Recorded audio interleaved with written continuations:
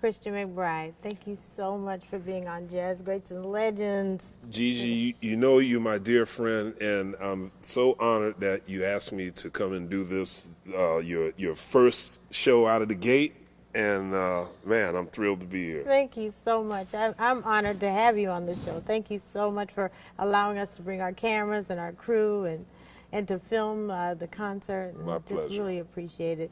And I want to go straight into it because I know we're pressed for time. Let's go straight into it. First of all, congratulations on the 2011 Good Feeling CD. Thank you. Thank you very much. Another Grammy under your belt? It was a pleasant surprise. I was, this is my third Grammy overall, but I've told people the biggest thrill of all is having your peers compliment you and your elders compliment you on a job well done. Yes. That to me almost means more than a Grammy, to get a phone call from a John Clayton or a Lalo Schifrin or Gunther Schuller saying, job well done. So that meant the most to me. That's just wonderful. But not only that, let's talk about, I mean, your accomplishments throughout the years. You're over 20 years in music and jazz, performing in front of President Obama and the First Lady. I mean, what do you think you did in your early days that propelled you to this point in your career? I mean, there's something that you did that brought you here now. What do you think that was? Or who was it that put whatever it was necessary into you to make this possible? Well, number one, I think I fell in love with music so deeply. I wanted to be a part of it. I wasn't going to take no for an answer. Once I touched the electric bass is my first instrument. So once I touched the electric bass for the first time at age 9, I knew that I had to find a way to do this for the rest of my life because I really loved it that much. So the issue of practicing and things like that, that was never an issue for me. I couldn't wait to practice because, you know, you hear young musicians say, oh, I got to practice 7 hours a day. And I was like, can I get 8? You know? But, I mean, I owe a lot to my parents. You know, my father, although I didn't grow up with him, he's a bass player as well. So I grew up watching him play, and that gave me the initial spark that I needed to want to play the bass. But my mother, by far, was what I call the navigator of the ship. She made everything happen, and she bought me my first electric bass. And then there's my great uncle, who was also a bass player. His name is Howard Cooper, and he turned me on to jazz. He was the one that, when I started playing the upright bass in middle school, he's the one that said, okay, now it's time to turn you on to Mingus and Ray Brown and Paul Chambers. And so he kind of single-handedly got me into the music. And then there's my uncle Butch, who's since passed away, my mother's brother, but he was bringing me the live shows from the time I was, I don't know, 4 years old. So I got to see literally every great R&B and soul legend from the time I was a kid. So all that music just got in me early. And I'm glad it did. Me too. Let's talk about the instrument. Yeah. Double bass. Yeah. Tell us the difference.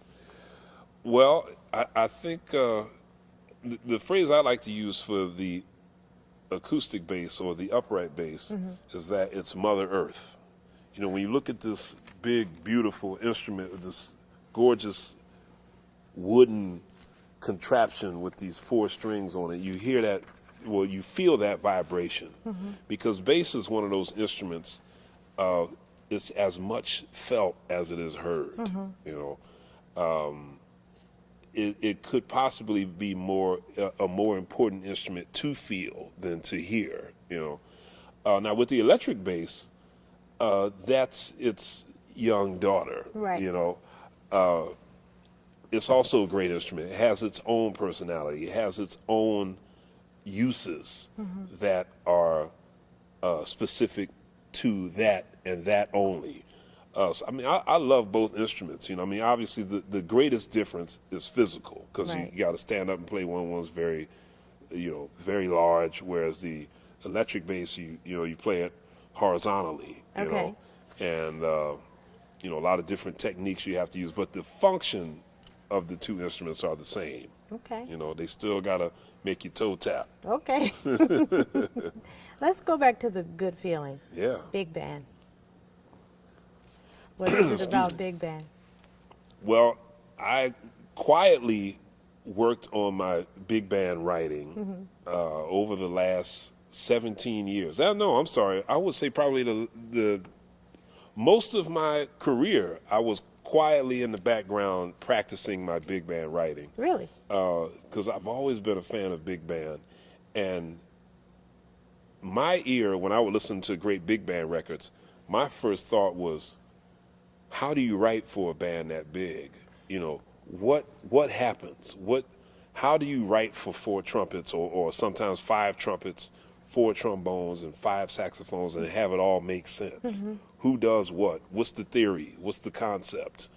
Do some guys play the same part? You know, is it 5-part harmony all the time? Is it 4-part, 3-part? You know, what do you do? I think it's confusing too. I kind of wondered that myself. Yeah, I mean, so Yeah. What happened was I just started being around as many musicians as I could that I knew who were great at that. People like John Clayton and Jimmy Heath and Lalo Schifrin and Patrick Williams, the late Jack Elliott, people who I knew wrote for large ensembles, and just kind of get little bits of information here and there, like, you know, what do you do? I was ordering away for books, you know, how to write for big band and things like that. So, and then I would listen to a lot of recordings and try to do my best to try to, you know, not full out big band recordings, but like Right. Oliver Nelson's Blues and Abstract Truth, Okay. McCoy Tyner's Tender Moments, where it was like maybe a 9 or 10 piece band, so it wasn't quite a big band. Okay. But I could hear the parts enough where I can kind of dissect what everybody was doing. So then I was just like, okay, so I see now. All right. So in 1995, Wynton Marsalis gave me a commission to write a piece for the Lincoln Center Jazz Orchestra. Okay. And that was my maiden voyage writing for big band. So I kind of kept it up, and over the years I just racked up all of this material, and I said it's time to make a record.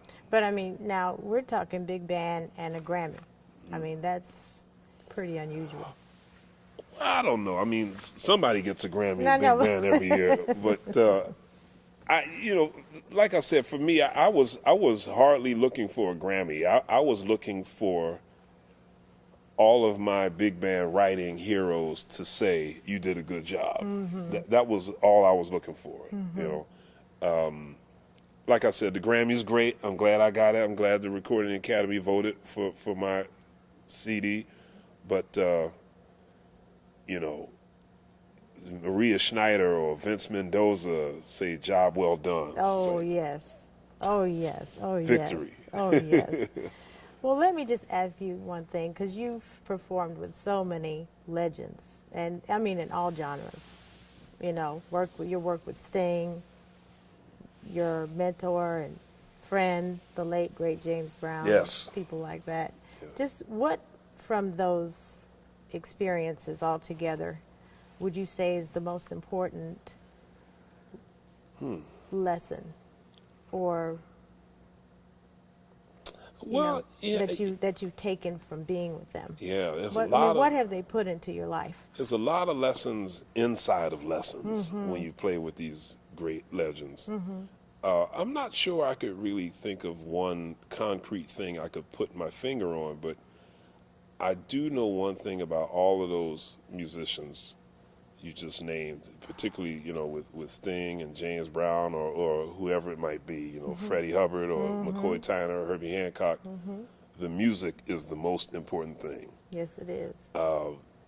Whatever idiosyncrasies they have as people, it's all because they want the music to be as good as it can possibly be. That's true. And somebody like Sting, who I've worked with on and off for a long time now, for the last 12 years, he is very much the anti-rock star, meaning that the image of the rock star is one who's kind of wild and crazy, has a prima donna side, you know, carries a bunch of bodyguards and doesn't like to practice, you know.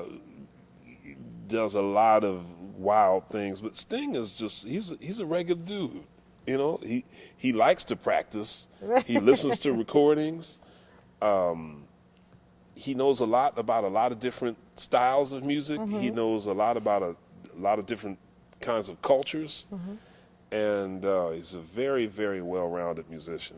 And his ego is such where he likes having the best musicians around him. I kind of took that too. Yeah. Yeah, from just watching him all these years. But then the same thing with you too. We did a thing. Sting had a 60th birthday party last year, and he put together this huge all-star band. We played at the Beacon Theater in New York, and there was this one song where it was myself, Herbie Hancock, Branford Marsalis, Vinnie Colaiuta, and at some point, Sting just sat down on the side of the stage and watched us. And you could just see he's kind of sitting there like, wow. And I'm looking at him saying the same thing because it was his gig.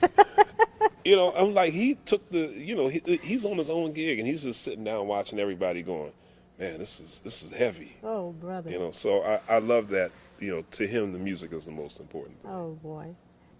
We'll be back with more Christian McBride after these messages.